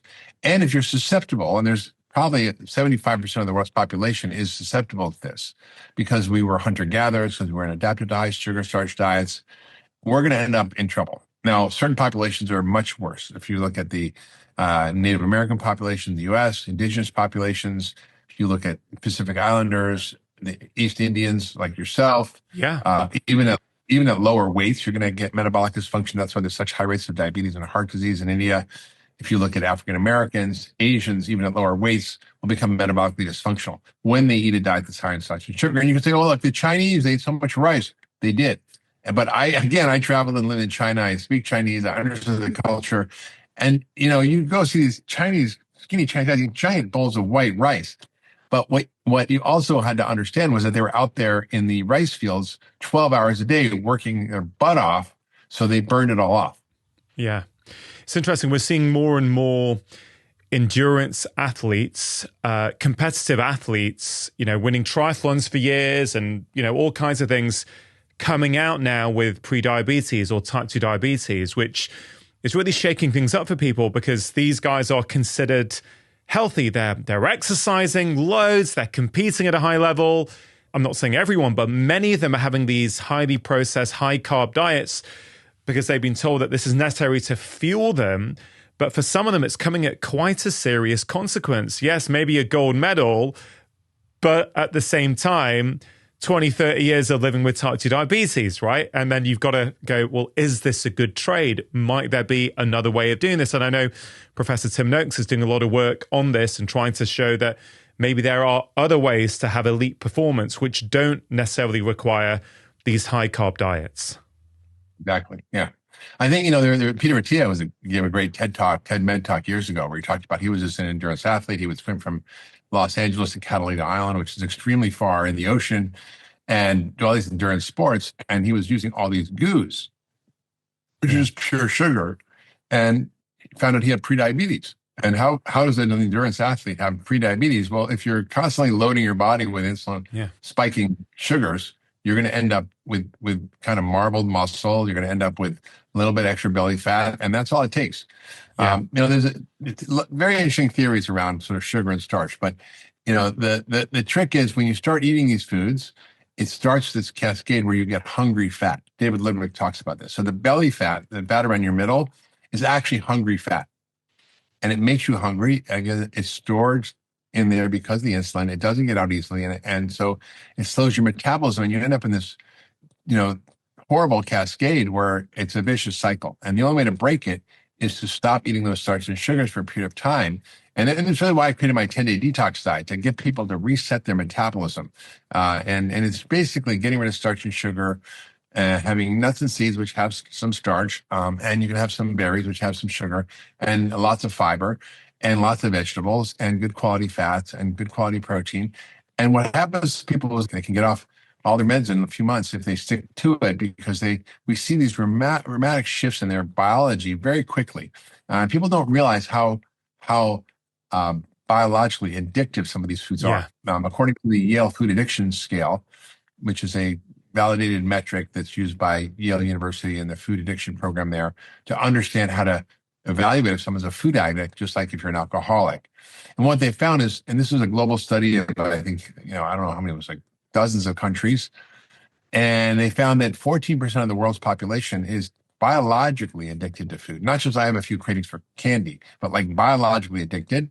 They go through withdrawal. They have cravings that interfere with their life. There's all these criteria.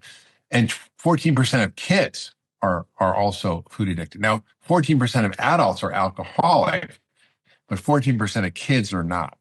So we got 14% of kids and adults who are biologically addicted. And what happens is it changes your brain function.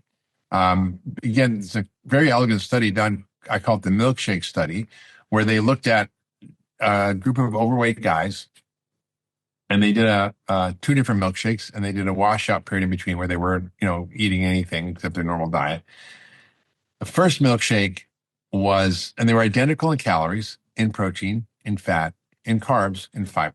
So they're identical, and they tasted the same through some magic of food engineering, except one had a very quickly spiking blood sugar type of carbohydrate, and the other had a more slow metabolizing type of carbohydrate as the carbohydrate. The ones who had the high, quickly released, high sugar, high insulin spiking carbs had all the same things. They had high insulin, they had cortisol, adrenaline, all those things we mentioned. And when they looked at functional MRIs, their brain imaging, they found that their brains lit up in the same area as is activated by cocaine or heroin. So when you think about that for a minute, it's called the nucleus accumbens. This area of the brain is your addiction center. It's your pleasure center.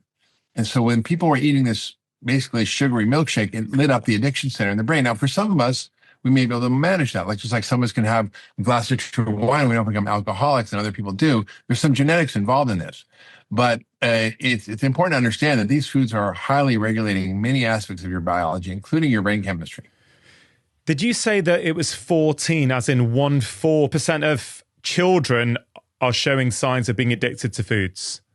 Yeah, and adults. And adults. That's a staggering number, isn't it? I mean, Mark, it is. It's very clear to me, as I'm sure it is to you, that most people, I would say, simply do not know how good they could feel. They're so used to feeling the way that they are feeling, they think that's normal. And still to this day, I've rarely found something as powerful as encouraging them to have, 10 days or 2 weeks where they have completely a whole food diet. They take away everything else. They just do that. For so many people, it's life changes. Go, oh, I didn't realize my mood could be better. My energy could be better. My sleep could be better. All these kind of things. And this is the message that you have been, I think for maybe 3 decades now, you've been trying to spread this message with the world, right? And it seems as though something is changing where people seem to be more receptive to this message, I believe, than ever before. So could you tell me a little bit about this 10-day detox program that you do? You obviously wrote a book about this a few years ago. Before you do that, you keep saying sugar and starch. For someone who doesn't know what you mean by that, because, of course, fruits has sugar in it as well. Could you just clarify what you mean by sugar and starch? So sugar is sugar, just like a rose is but a rose by any other name. So it can be white sugar, it can be high fructose corn syrup, it can be honey, it can be maple syrup, it can be all the hidden sugars and ultra-processed food like maltodextrin or dextrose and so forth.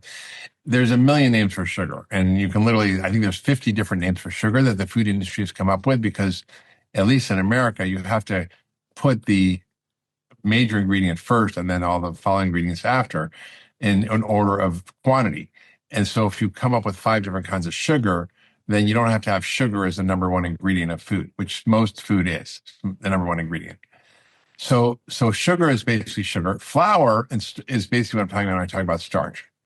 Refined flour, and it can be rice flour, it can be whole wheat flour, it can be white flour.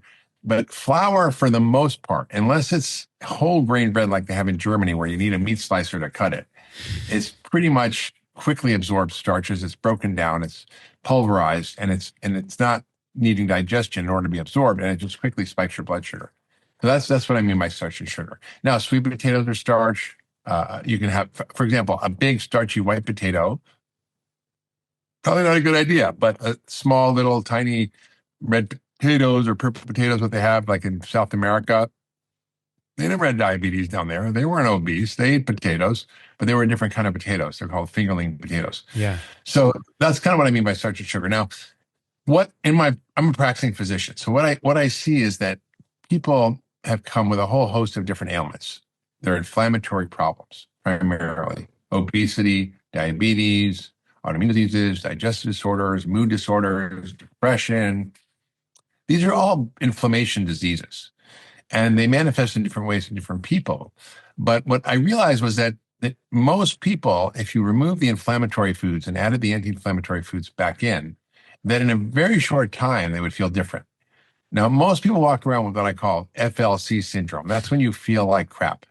Basically, or there's a serious version called FLS that's more advanced, but the FLC syndrome is a very common problem. And it may be subtle stuff like, oh, I'm just tired, I have brain fog, my tummy's not always right, I have irritable bowel, my joints are a little achy, I get headaches, I don't sleep so good, whatever it is, I'm a little depressed, I have slow sex drive.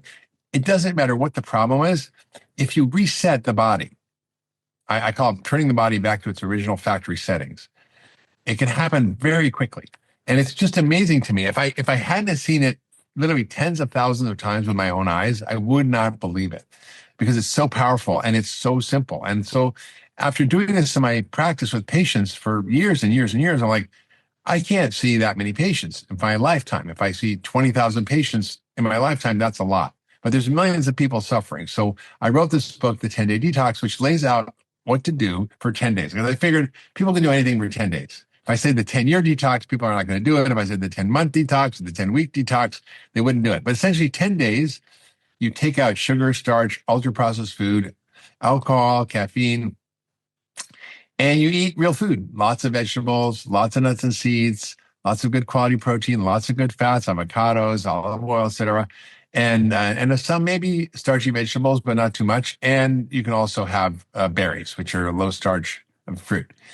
And you're right, fruit does have sugar, but it's in a complex matrix, so it's not quickly absorbed. So when you have something that's in a complex matrix, it takes a while for your body to break it down. It comes with other things like fiber. It's got phytochemicals in there, anti-inflammatory compounds. It doesn't spike your blood sugar as much. So whole fruit is fine. I mean, people are not going to eat 10 oranges, but they can drink a glass of orange juice, which contains oranges very quickly, right? So you want to be careful of that. So juice is not the same as eating the fruit. But that, again, that's just as bad. And I mean, it's kind of like soda with a few extra vitamins and minerals and fiber maybe in it. But the 10-day detox basically takes people through a very simple process. And we now have it online. Go to 10daydetox.com. And you can see the testimonials. Like, we're not making this stuff up. People just have incredible results. And it's in functional medicine, we call it an elimination diet. Yeah. I like to call it an addition diet because we add in all the things that heal you and we take out all the things that harm you.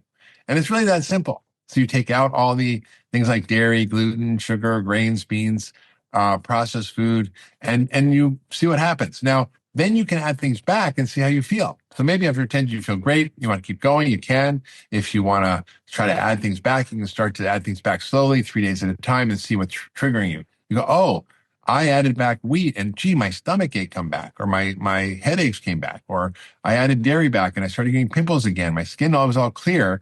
And then it started getting eczema or acne. So you can start to find out what your body's telling you. And I always say the smartest doctor in the room is your own body. It's going to tell you what you need if you listen to it. Most of us have just tuned it out. Yeah. Or we don't connect the dots. And it's amazing how many people who I've seen who are super smart, like top executives, leaders in the world, who have not made the connection between what they eat and how they feel. And that's a really interesting point. The way that you set that 10-day detox diet up, this is where I think a lot of people get confused with foods. They only eliminate one thing at a time, right? So they might go, oh, I think dairy might be making my skin worse, for example. And so they go, well, what if I try 2 or 3 days without dairy? Oh, it wasn't dairy. Put it back in. Do you know what I mean? A lot of people don't realize it. They want to do one at a time and then put it back in. But there's real value, isn't there, at cutting it all out and then slowly reintroducing things one at a time. 100%. I think this is a big fallacy. Like in medicine, we've learned and we've been brainwashed to this. Just do one thing at a time. So you know what that one thing is causing, and then you know what to do. So only if you want to treat Alzheimer's, just give vitamin D and do that for 30 years and see if that works. And then just give vitamin E or give omega-3 fats or cut out sugar or whatever it is, take this drug. And it's just not the way the body works. The body's a system and you've got to unload the system from the toxic load. And the future of medicine is what you and I have been doing is functional medicine, or we call it systems medicine. And the fundamental framework, and this is from a textbook from Harvard. These guys wrote a book called Network Medicine. They said, really, we need to look for the multiple causes that are driving any particular one condition. It's not just one thing. And we need to create multimodal treatments, meaning it's not just one thing. You need diet, you need exercise, you need stress management, sleep. You need the right nutritional supplements potentially. You might need, other therapies that can help be adjunctive. So it really is about understanding the holistic nature of how we need to treat the body. If I said broccoli is good for you and all you eat is broccoli, you would die, right? But that's not how our bodies work. Yeah. So I think it's really more simple is just take out the bad stuff, put in the good stuff, see what happens. Now, some people won't get better. And the reason they don't get better is because they have heavy metals, or they have mold, or they have Lyme, or they have some other more serious condition. But I've done this workshop where I do 30, 40 people around the world. We put them through this in just 5 days, not even 10 days. The average reduction in 5 days of eating this way of all symptoms from all diseases is 70%. Wow. Now, if there was a drug that could do that, it would be a multi-trillion-dollar best-selling blockbuster drug. But guess what, folks? It costs almost nothing. It's available to everybody, almost, on the planet. And it's totally doable by you without going to the doctor, and it's called food. Yeah. Some people may not be familiar with the functional medicine approach. So you sort of outlined some key tenets there, which are really interesting. But I wonder if you could just give an overview for people who think medicine is medicine. Yeah. Maybe for someone who's never heard about the difference before, how do you sort of briefly summarize the key differences between conventional Western allopathic medicine and the functional medicine approach? Well, functional medicine is really what will be medicine. It's a whole view of biology that's shifting from a reductionist disease-based model to a systems model of understanding the body as an interconnected network of biological systems that we have to treat as a whole. And functional medicine from the perspective of the patient is about not treating all the individual symptoms and diseases separately, but really treating your whole system. And I'll just give you an example that illustrates the clear difference. This is a patient that I talk about in the book, Young Forever. She was about a 50-year-old woman, business executive coach, who had all sorts of problems. Psoriatic arthritis, which is a terrible condition of the skin and joints. It's quite kind of debilitating. And she was on a drug that cost $50,000 a year for this, an immune suppressant. She also had terrible irritable bowel syndrome and bloating. She had been on lots of antibiotics and steroids. She also had reflux. She had depression. She had insomnia. She had migraines. She also had prediabetes, was overweight. And so rather than, treating all her diseases separately, which were being done, right? She saw the psychiatrist for her depression, the endocrinologist for her prediabetes, the neurologist for her migraines, the gastroenterologist for her GI symptoms, the rheumatologist for her psoriatic arthritis. And she was given the best possible treatment by all these physicians. They were excellent physicians doing exactly what we were taught in medical school and what is exactly the current state of treatment for each of these diseases. However, she was not better. She was marginally improved and her symptoms were mostly or partly managed, but she wasn't better. And so rather than saying, well, I'm just going to kind of up your dose of these drugs or that drugs, I'm going to get to the root cause. And all the diseases that she had were all inflammatory diseases. Her diabetes, her prediabetes, her weight issues, her migraines, her depression, her psoriatic arthritis, obviously, her gut issues. These are all inflammatory. So from a functional medicine perspective, we go, what's causing the inflammation? And I joke and I say I'm an inflammologist, which is actually what we need to be if we're studying longevity, because the whole process of aging is called inflammaging. And so rather than treat all these things separately, I said, well, her gut is where 70% of her immune system lives. She's having terrible gut symptoms. I guarantee you she's got a leaky gut. She's got probably bacterial overgrowth, yeast overgrowth, and a leaky gut, and lots of food sensitivities and reactions. So what I did was simply put her on an elimination diet. I got rid of all the sugar, processed food, gluten, dairy, obviously alcohol, and get her on a whole foods diet with good proteins, lots of good fats, lots of fruits and vegetables. And I said to her, take a fish oil, a vitamin D, probiotic, super simple regimen of supplements that I thought she needed based on her history. I said, don't stop your medication, but just continue to do this and we'll check back in and go over everything in about 6 weeks. So she came back 6 weeks later. She'd stopped all her medication, including the $50,000 drug for her psoriatic arthritis. And I didn't tell her to do it, but she stopped everything. Yeah. Her symptoms were completely gone from everything. Her skin was cleared up. Her joints were cleared up. Her migraines were gone. Her depression was gone. Her insomnia was gone. She lost 20 pounds. Her irritable bowel, her reflux was gone. I also gave her stuff to reset her gut, and a non-absorbed antibiotic and an antifungal that got rid of all the bad guys in her gut that were causing all this inflammation. So this is a case that I really focused on the root cause, which was her gut, to treat all these other problems. And when we got her gut healthy, everything else went away.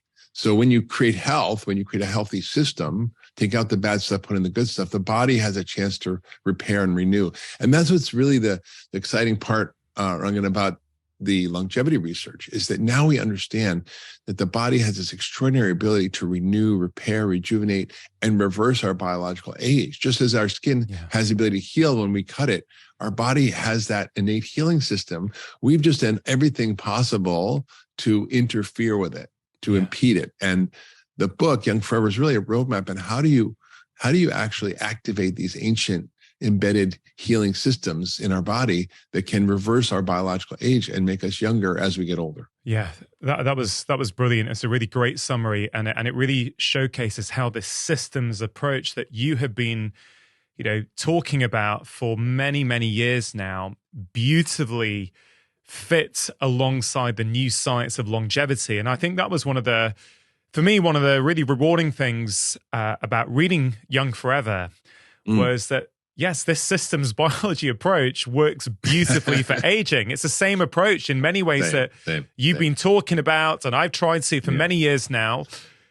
But actually, when you apply it through the lens of longevity, you can actually see it in a completely different light that's very, very empowering for people. You mentioned, Mark, biological age and chronological age. Yes. Please explain for people who don't know the difference. Sure. So, I'm 63. I can't change that. I was born in 1959, and that's going to progress inevitably toward, however many years I'm alive. However, my biological age is my age on the inside. It's not my chronological clock. It's my biological clock. And we now know that we can measure our biological clock and our rate of aging through a specific test called DNA methylation. It's something relatively new, and it tests what's called our epigenome. Our genes are fixed. We have 20,000 genes. We can't change that, or 25, whatever. But we have on top of those genes a regulating system. Epi means above. And the epigenome basically is like the piano player that plays all the different keys, which are our genes. We've got 88 keys, but they can play thousands of tunes. You can have rock, ragtime, jazz, blues, whatever, classical, all in the same 88 keys. Same thing with your epigenome. And it can control your biology in real time in ways that either accelerate or reverse the aging process.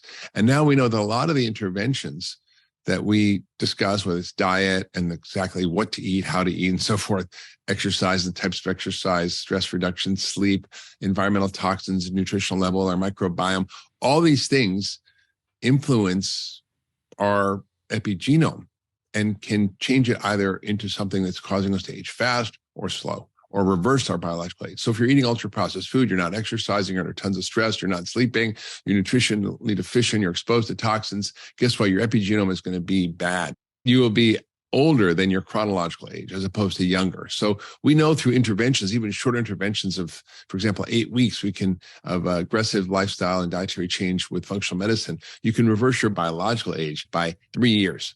So in 8 weeks, you turn back the biological clock by 3 years. That's profound. In 8 weeks. In 8 weeks, yeah. And so, I'm 43. I'm trying to get to 25. We'll see how it goes. but I think that's a key point here, Mark. When a lot of people think about longevity, right? I think there is a slight mismatch in their brain where it's like, well, why should I be bothered about what happens in 20, 30 years? I want to live my life now, right? So there's always been this slight disconnect. Whereas what I love about the things that you recommend in Young Forever is that, yes, it's going to slow down the aging process if that's your goal, but it's also going to help you feel great, straight away, right? So it's not something that we can kick down as the future. It's going to have an immediate impact on the quality of your life. Immediate. Yeah, absolutely. Just adding more life to your years, not just years to your life, right? So how do you actually feel good to do what you want in life? That's what this is all about. How do we be a more, engaged society? How do we become more connected to each other and supportive? How do we actually change this sort of this inexorable sickness, both biologically and psychologically, that we see in our society? And a lot of it has to do with our biological health. We know that our mental health is connected to our physical health. And a lot of the sort of raging depression and anxiety and mental health issues that are exploding across the globe are really related to, our overall stress of society, but also to the food we're eating. That literally the dietary things that we do drive our poor mental health, and that particularly starch and sugar and processed food, and that can be changed, and that'll give us a sense of purpose and meaning and ability to do whatever we want. You posted a photo on, I think it was on Instagram a few months ago, of you in your 40s and you now in your 60s, right? And there was quite a noticeable difference. Right? There was, yeah. I think if people didn't know, they may not be sure which one was which. I think you can tell which one's which from looking at your face. I had a little more gray hair. But why did you post that? What was so important for you to show people? Well, I think two things. One, when I was in my 40s, I was athletic. I was running. I was biking 100 miles. I was very active. And I was eating what I thought was healthy, which was whole foods, but I tended to eat a lot more carbohydrates, a lot less fat and less protein. And I didn't do resistance training. I thought, I'm doing yoga, that's good enough, or I'm doing, biking or running. And I didn't. And so when I was 60, I decided to start doing resistance bands and strength training. And I also have changed my diet over the years to be much more low glycemic, to be higher in protein and fat, and lower in starch and sugar, with lots of phytochemically rich fruits and vegetables. And I noticed my body composition change. I went from 12% body fat to 6% body fat. I had, increasing health and strength as I got older, which I think most people don't see. They see, as you get older, you lose muscle, you become more flabby, and that is truly usually what happens. And that is the death knell. If you want to age fast, then don't exercise and keep your diet high in starch and sugar, low in protein and fat. And that's the recipe for disaster. It's really the recipe that most of us are following. But the body has the ability to, as I showed in that picture, to change radically at any age. So I've seen people, even at 80, 90 start to do things, and you see their strength and their function come back. Yeah. Well, we'll definitely, if you're willing to send me that photo, we'll definitely pop it up on the video to show, because I think it's very inspiring for people. And I think there's a wider point there, Mark, which is, again, if you go down the street and you picked 10 people at random and asked them, would you like to live longer? I suspect that many of them will say no, because they perceive old age with frailty and morbidity. Yeah. And I think your book's really challenging that. But can you speak to that a little bit? I think you've written in the book that actually what we see around us is actually what you call abnormal aging. Yeah. Well, we've come to expect the typical person who's older as representative of what's supposed to happen, right? We become hunched over, weaker, more frail, less able to do the things we want to do. We become fraught with diseases, and over probably 80% of people over 65 have one or more chronic illnesses. And we come to expect this is just how life goes, and we can't do anything about it. But what we're actually witnessing is an accelerated process of aging that has to do with these underlying hallmarks of aging that go awry, and things like damage to our mitochondria, inflammation, change in our microbiome, change in our nutritional sensing apparatus that regulates our food and metabolism, our DNA damage that happens, epigenetic changes, shortening telomeres, zombie cells that develop. So all these things happen as a result of damage to our proteins, happen as a result of this abnormal process that now we can intervene in. And a lot of longevity scientists are looking for drugs or interventions to interrupt these hallmarks of aging, which may be helpful, like rapamycin, for example, or metformin. But the reality is that we have a far greater influence through dealing with the root cause of those hallmarks, what I call dying of too much or dying of too little, which is not enough of the good stuff and not enough, too much of the bad stuff that we're exposed to. That all influences these hallmarks, and then we don't actually have to actually treat them individually. We can optimize our health, and our mitochondria will be better. Our blood sugar regulation will be better. Our inflammation will be less, and everything tends to work better when we deal with those root causes of the hallmarks. So we don't have to accept this decline in decrepitude and frailty as normal. We can reverse that. We can reverse that biological process and actually get younger as we get older. I know as part of the research for this book, you went on your travels. I really enjoyed watching you sharing a lot of these stories on your social media. This is probably, I don't know, 6-9 months ago. I can't remember when exactly. I know 2 countries you visited, or 2 places you visited, were Sardinia and Icaria, I think. Icaria, and I wonder, could you paint us a picture of maybe some of the older residents who you met who really challenge that modern assumption that as we get older, we're going to be frail, we're going to be sick, we're going to be sat down all day, we're not going to be doing much? Because, you know, you shared yourself in your early 60s how much vibrancy you have. Okay, that's fantastic. Yeah. But paint us a picture from your travels as to, you know, a couple of people who you met who also showcased to us what may be possible as we age. Yeah, I think that's a very, very important point that, you know, we need to sort of look at cultures where they live a long time and what are their habits and behaviors and how are they different. And I think, you know, they age very well and live a long time. And now the blue zones are these places around the planet where people are the longest lived humans. The thing is, when they move to the Western societies that we come from, they age at the same rate as we do. They get old and sick and die sooner. And so really, by default, their habits are those that promote longevity. They're not, you know, doing saunas and cold plunges and taking a lot of supplements and doing IV and AD and doing exosomes and plasmapheresis and all these kind of cool things that are emerging around longevity. Their whole default culture is actually automatically providing them with the inputs that enhance health and promote longevity. For example, their diet is incredibly rich in phytochemicals, in whole foods, and things that are wild and really simple foods that they've eaten for thousands of years. They exercise as a normal part of their life, whether it's gardening or whether it's, you know, shepherding and climbing up and down the mountains all the day long.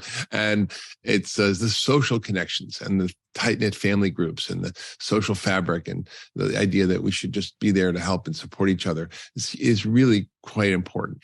And so when you have these defaults, longevity happens as a natural consequence. They actually were quite incredible. I met this guy, Pietro, who was 95 years old. They just retired, quote, retired from being a shepherd, where he was shepherding his sheep 5 miles up and down the Rocky Mountains every single day from probably when he was like 12. And it was straight up as an arrow, booming voice, clear eyes, you know, just looked like the average sort of probably 60, 70-year-old in America. And I'm like, wow, this guy's 95 years old. It was Aleka, who was almost 90 years old. This woman cooked us a meal from her garden. She took care of this entire, I wouldn't call it a garden, more like a farm. She had on a hillside all these orchards and fruit trees, many, many garden beds, animals she took care of. And she did it all by herself. Her husband was like 100, so he was sort of chilling. But yeah, she just was so fit, and I was literally chasing after her, going up this hill, huffing and puffing, and she just was like a little mountain goat. I was like, holy cow, this is impressive. And she cooks all her own food. They raise all their own food. She cans all her own food. She preserves all her own food. And she's like 90-some years old. I'm like, this is not what we see in America, 90 years old. We see people in nursing homes or sitting in a wheelchair or rocking chair and not doing a whole lot. Yeah, it's so interesting to hear that, Mark. And I'm just wondering for you, you're someone who's known the science that's come out of the blue zones. You've spoken about it before. You've known about this for many, many years. Mm-hmm. Was it different? You can know it with your rational mind, but then you show up and you spend time with these people, these families, these elderly individuals who are maybe more active than you are potentially, and you know, going up mountains, right? You know, what did that do to you? How did that influence your writing of this book? Because I always think about this as you know, you like me as someone who we try to communicate these ideas in a simple way to the public. Yeah. And we can know stuff with our rational brain, but I think there's something quite powerful about stories and actually seeing people who embody what we actually want, right? Totally. I mean, it just was so inspiring about what really matters in life. It's not being on your cell phone or being on social media or achieving something or having some great goals. It's about just the process of living. And they did that so well. They really lived close to the earth. They lived close to each other. They celebrated together. It was just quite amazing. You didn't see any nursing homes. If somebody's spouse died, they would move in with their kids or their, niece and nephew. I mean, there was one woman, Julia, she was 100 years old and 3 months. She said, I'm 103 months. I'm like, okay, like I'm 5 3/4, when your little kid says that. And she's like, I'm 103 months. And, she didn't have kids of her own. She wasn't ever married. All the men she was dating when she was younger all died off. And she lived with her niece and nephew, and they were taking care of her. There was no sense that they would be putting someone in a nursing home. And she was still working at 100 years old. She was sewing all these doilies and embroideries for weddings and different celebrations. And so she was very active. She'd go on walks every day. And, she really didn't have any health issues. I think her thyroid was a little slow. So she maybe took some thyroid medication, but she was quite amazing and clear-eyed and sharp and funny as heck. Would you say, since coming back from your travels, seeing people like that, has it inspired you to change anything? Are you more active than you were before? You've always been very conscious about your health. So yeah, I'm just so fascinated by what that experience did to you on a personal level. Well, it was just profoundly moving and inspiring. And it made me realize that, a lot of the things that we value in our Western culture are not the things that really matter. And, what matters is our friendships, our community, our connections, is taking care of each other, is taking care of the earth, is actually living in a way that's not harmful to ourselves or everybody else. And that's how they lived. And they lived that way for thousands of years. And they sort of naturally developed these environments and habits that fostered health and longevity. And so as much as I can, I try to learn from them and incorporate some of the habits they have. And it's beautiful for me. I've read every page of the new book, Mark. And as I say, I really like it. I think it's going to help a lot of people. And we're going to talk about a bit more on food and exercise and protein and stress. We're going to get to all of that. But I wanted this will surprise you. I think for me, through the lens at which I look at life now, I think the most powerful sentence in the book is this one. Ooh. In places like the Blue Zones, people seem to understand their place and purpose in the community in which they live. Mm-hmm. Now, Mark, when I read that, I paused because it really speaks to so much of what I try to write about in my book on happiness, how I think about the world now. You've touched on this a little bit in a couple of ways, Mark. You've said that these guys aren't doing cold plunges. They're not like thinking about their diet. They're not trying to practice anti-aging. Their environment just kind of supports them so that they live well, right? And I remember I haven't been to these so-called blue zones, right? But last summer, I was in Achy, a small island in Greece with my family. Yeah. And we were there for about 5 days. It was this beautiful small island. And there's so many things I remember. There was one family restaurant which we would go to most days, very small. It was all local foods. Yeah. The families helped out. It was 3 or 4 generations all around the entire time. And I remember once, Mark, I think my kids were getting a bit tired of the same vegetables every night. So they said, Daddy, have they got broccoli? So I said, hey, and I think I shared this once on the podcast before. I asked the lady who was serving us, do you have any other vegetables, for example, like broccoli? And she looked at me. She was super nice. She said, she was almost with a look of confusion. She said, oh, that's not in season. Like it was, and it was such a powerful lesson. I thought, actually, what they're feeding us is literally what is in season and being grown on that small island. So that was a very powerful lesson. But the overwhelming sense I got was that these guys aren't searching for status. They're not trying to necessarily compete, or certainly from what I could see in a way that I think we are in the West. They're not striving. And as I say, why that phrase in the book, it's so powerful. People seem to understand their place and purpose in the community in which they live. I think that's a big problem for many of us in the West. And I think that is getting in the way. Any thoughts on that, Mark? Oh my God, yeah. I mean, think about, when you look at some of the data, it's a little startling. If you were to erase heart disease and cancer from the face of the planet, we would maybe extend life globally by 5 to 7 years, these are the number 1 and 2 killers. If you have meaning and purpose, your life extension is 7 years. So having meaning and purpose in your life, meaning that you know who you are, why you're here, what you're doing, what your place is in the community and connection to others, that actually is a benefit as great as eliminating heart disease and cancer from the face of the earth. I mean, think about that for a minute. If you enjoyed that conversation, then I think you are really going to enjoy this one. Who wants to live longer if you're not able to have good brain health? You could live to 150, 200, go for it. But if your brain isn't working, it's not worth living.